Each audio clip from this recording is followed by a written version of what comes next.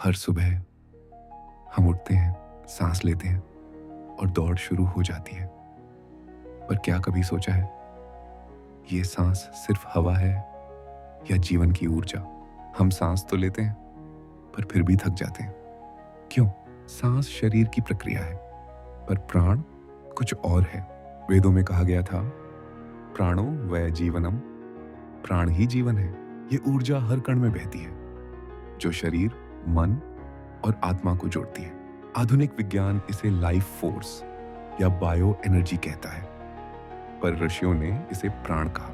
आज हम सोचते हैं ध्यान मतलब ब्रीदिंग एक्सरसाइज, पर प्राण साधना सांस से आगे है। सांस से मन शांत होता है, पर प्राण से जागृति आती है। जब तुम प्राण को महसूस करते हो तो तुम सिर्फ जीवित नहीं, जागृत हो जाते हो।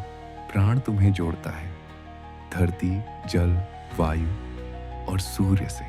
वेदों में कहा गया है, हमारे भीतर 5 प्राण बहते हैं, हर एक का अपना उद्देश्य, अपनी गति। अब बस आंखें बंद करो और महसूस करो, हवा नहीं, ऊर्जा बह रही है। मौन में प्राण स्पष्ट सुनाई देता है। जब प्राण संतुलित होता है तो मन शांत, शरीर स्वस्थ और आत्मा हल्की लगती है। हर माँ की गोद में वो ऊर्जा बहती है जो शब्दों से नहीं, प्राण से जुड़ती है। आज के भागते जीवन में अगर कुछ संभाल सकता है तो वो है प्राण की जागरूकता। साधना शुरू होती है जागरूक सांस से और खत्म होती है आत्मा की शांति में।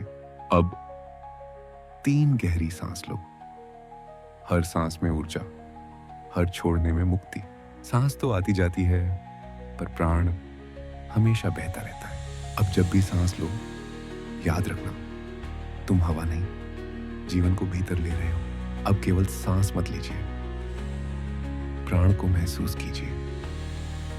आइए थोड़ी देर के लिए साधना में उतरते हैं, जहां श्वास नहीं, चेतना बहती है।